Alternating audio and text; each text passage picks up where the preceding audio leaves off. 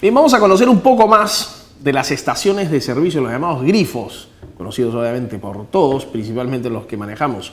Está con nosotros Renzo Lercari, presidente de la Asociación de Grifos y Estaciones de Servicio del Perú. Esta es una asociación que tiene más de 80 años constituida formalmente. Vamos a ver cuál es la lectura del mercado, qué es lo que se viene, cómo está el ordenamiento tanto en Lima como en provincias y en general conocer más sobre las estaciones de servicio. ¿Cómo estás? Buenas noches. Hola, ¿cómo estás? ¿Qué tal? Gracias por la oportunidad. No, gracias a ti por venir. Me llamó mucho la atención que están cumpliendo 86 años. Digamos, muy poco común para colectivos empresariales peruanos, ¿no? Así es, efectivamente, la Asociación de Grifos y Estaciones de Servicio del Perú este año cumple 86 años de fundada. Fue fundada en 1929 por cerca de 24 propietarios en ese entonces de las llamadas gasolineras. Claro. ¿No? Con una visión gremial que ha trascendido a través de las décadas y que hoy día aún cultivamos en el seno de la institución. Enhorabuena. ¿Cuáles son, digamos, los principios básicos que rigen en la asociación? ¿De qué manera se organizan? ¿Cuál es el propósito de esta organización? Toda vez que, digamos, también ciertamente hay jugadores ya corporativos muy grandes que tienen pues sus lineamientos que no necesariamente coinciden con los de un pequeño operador de estación de servicio en provincia, por ejemplo. Es muy cierto lo que tú señalas. Definitivamente el mercado ha cambiado muchísimo. Quienes estamos en el sector lo hemos percibido, el ciudadano de a pie lo ha percibido también, porque ha sido evidente la modernización en las estaciones de servicio en los últimos años. Y es muy cierto que hoy día el mercado es muy diferente a lo que fue décadas atrás. Hay grandes corporaciones que han hecho el downscale al negocio de distribución minorista de combustibles, porque nosotros en toda la cadena del petróleo somos el último eslabón. Es decir, somos el contacto con el cliente finalmente, ¿no? Con el usuario final.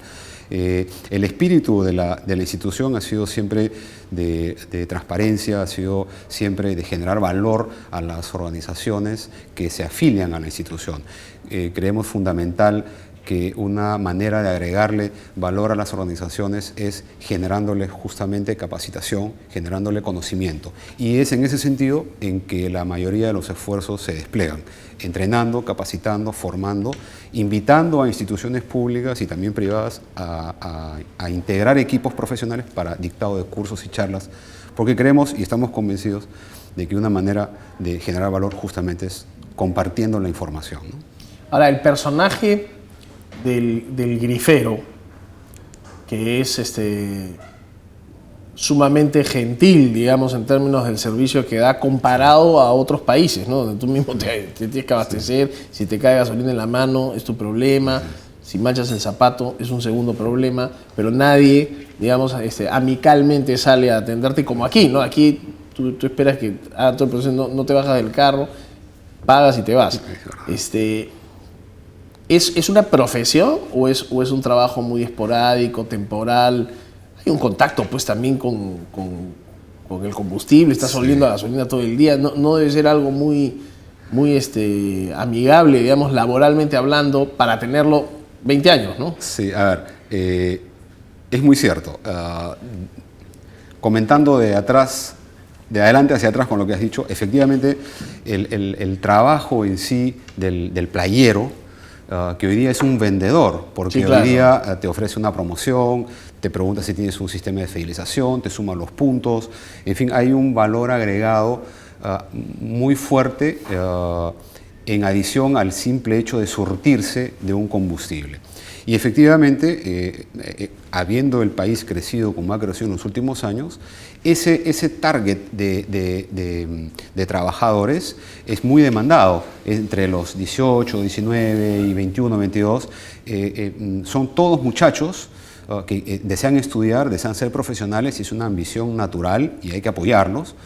Y también es cierto que en ese extremo no es fácil poder mantener un equipo profesional por largo tiempo, porque usualmente, como los que trabajan en franquicias de comida o en tiendas por departamentos, en el área de entrega de mercadería, usan ese trabajo porque se le acomoda, se adecua de acuerdo al horario de estudios que tiene.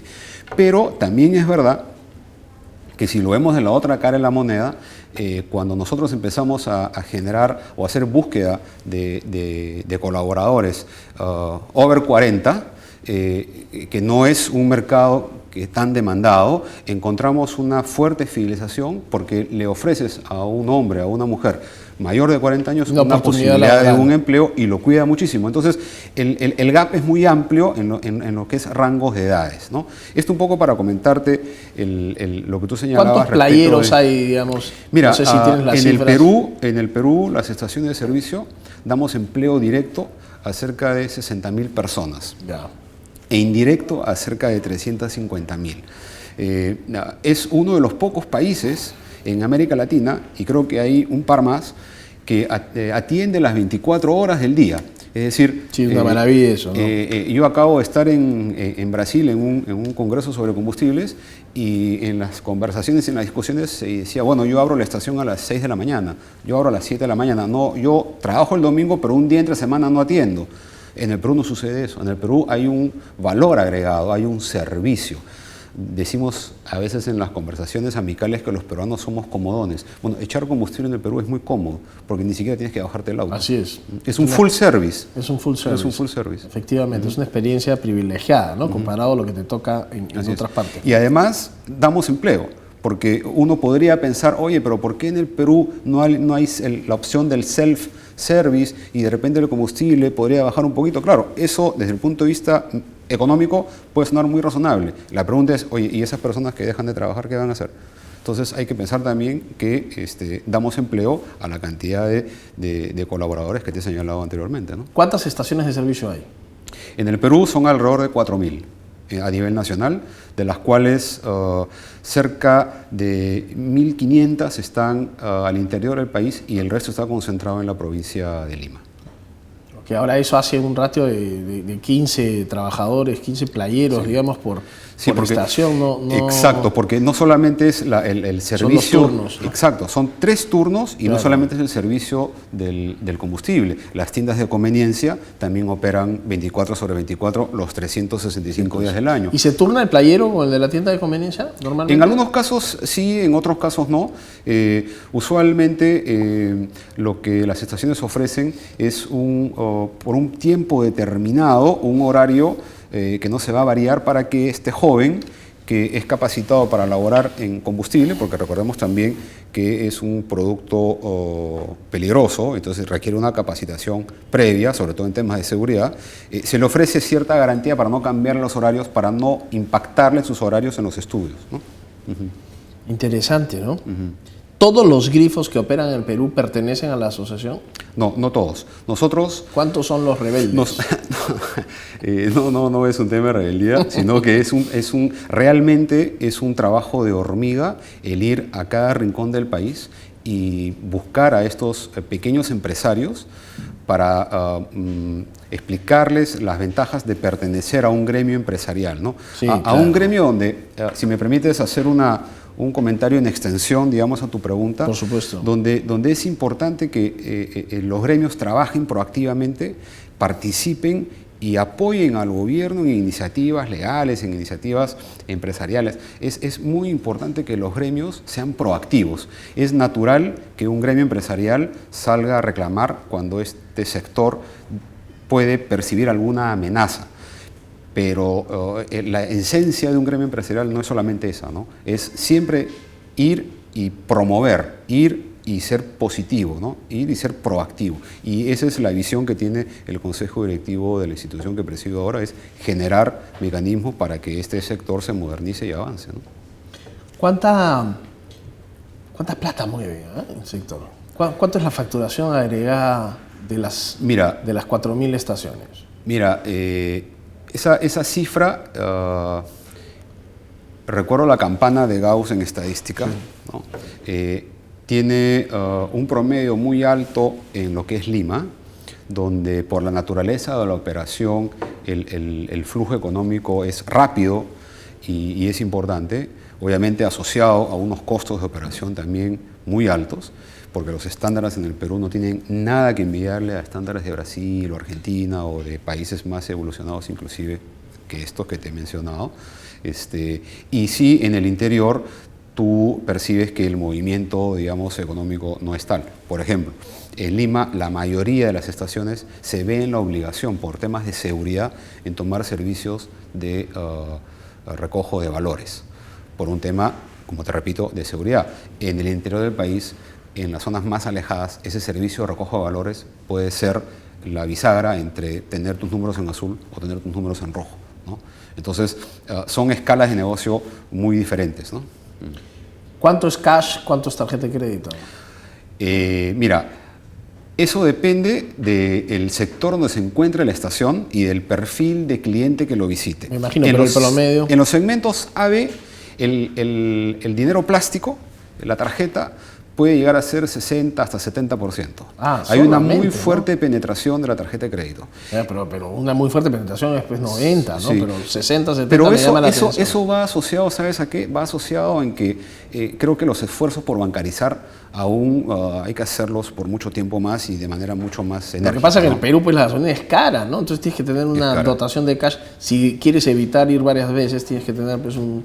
Sí, en realidad lo que sugerimos, a ver, el combustible es caro. Un buen monto en cash pues para llenar, ¿no? O sea, el combustible definitivamente no es barato, pero debo decirte muy claramente que no es barato, es bien generoso, ¿no? Es carísimo. Es caro, pero a nivel de América Latina, cuando ya vemos el precio final, que es el precio que cualquier ciudadano ve en el panel de precios, porque obviamente los precios los vemos en las estaciones de servicio, no lo vemos en la refinería y tenemos una idea vaga, si la tenemos, de cuánto de eso que estás pagando es impuesto y cuánto es producto.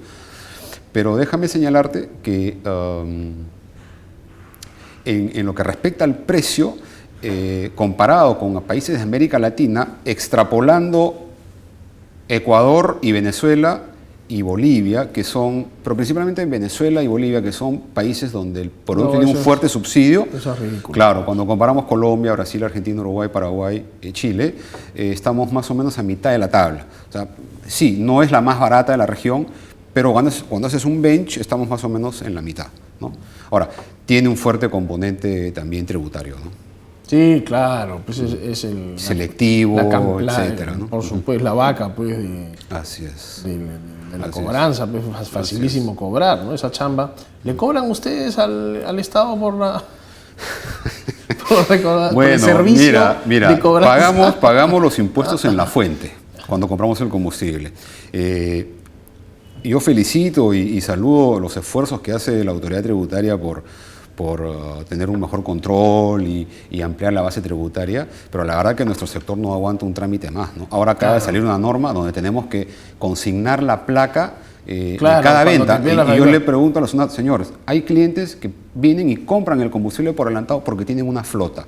Usted tiene 15 camiones, viene y compra 1000 galones por adelantado. ¿Qué hago? Le hago una factura de este tamaño y le consigno las placas de los 15 camiones. O sea, no hay forma. Entonces, yo creo que las normas, y eso tiene relación con lo que conversábamos antes, las normas hay que trabajarlas en conjunto, Estado y empresarios, porque tienen que ser materialmente viables. Porque si hacemos una norma detrás de un escritorio, luego salen las postergaciones, las ampliaciones de plazo, porque materialmente son imposibles de cumplir, por mejor voluntad que se tenga.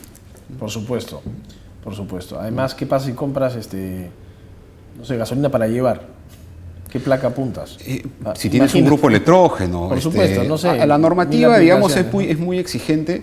Sobre todo es una normativa que se generó en la época de la inestabilidad política, la época de la subversión, en fin, etc. Antes habían estas famosas bolsas de emergencia. Tú veías a la gente por la calle con una bolsita especial. Hoy no puedes surtir de combustible en una bolsa, debes surtirlo en una galonera especial. Para aquellos que andan siempre con el medidor, digamos, al filo de la luz de naranja, que no es lo más recomendable, porque al consumidor hay que decirle, cuanto menos combustible tienes en un tanque, la evaporación es mayor porque el combustible se mueve. Por supuesto. Cuanto más lleno tienes ese tanque, hay menos posibilidad de que ese combustible evapore y te va a rendir más. Y una experiencia muy sencilla, tú utilizas tu vehículo hasta que casi se agote el combustible y cuando vas a destapar vas a sentir que sale un vapor a presión. Has generado mucho vapor. Y eso es dinero que estás perdiendo. Si tú usas el vehículo y va siempre reinando el último cuarto de tanque, la pérdida por vapor o por evaporación es mínima, casi inexistente, ¿no? Interesante. Bueno, pero cuando no hay, no hay, ¿no? Es cierto. Como si está chocando con chocano. Ah, Muy bien, Renzo, interesante. Oye, dame una información de contacto de la asociación en caso hayan empresarios del sector que no estén afiliados o eventualmente te quieran hacer llegar alguna propuesta, sugerencia y muy eventualmente queja. Mira, todo es bienvenido. Propuestas, quejas, reclamos, todo es bienvenido. Yo te lo dije inicialmente en la entrevista y aprovecho para agradecerte una vez más. Uno de nuestros ejes principales es la transparencia. Si hay un reclamo, es atendido. Si hay un empresario, propietario de una estación, grande, pequeña, la que fuere, que quiera afiliarse, que se afilie. Tenemos una página web, www.ages.com, ahí está toda la información. Acabamos de hacer un foro macro regional en Arequipa con cerca de 100 propietarios de estaciones brindando capacitación sobre medio ambiente, sobre Ocinarmin, sobre impuestos, y ahora a fin de mes hacemos un foro macro regional en Chiclayo, llevando información y capacitación a los propietarios de estaciones de esa zona, macrozona del país, ¿no? Excelente, Renzo. Muchas gracias por venir al programa. A ti por la oportunidad. Te felicito y te deseo éxito gestionando, presidiendo la Asociación de Grifos. Muchas gracias. Gracias.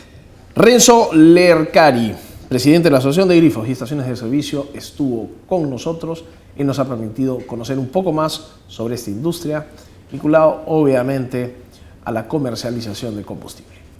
Regresamos tras la pausa. No se muevan, señores.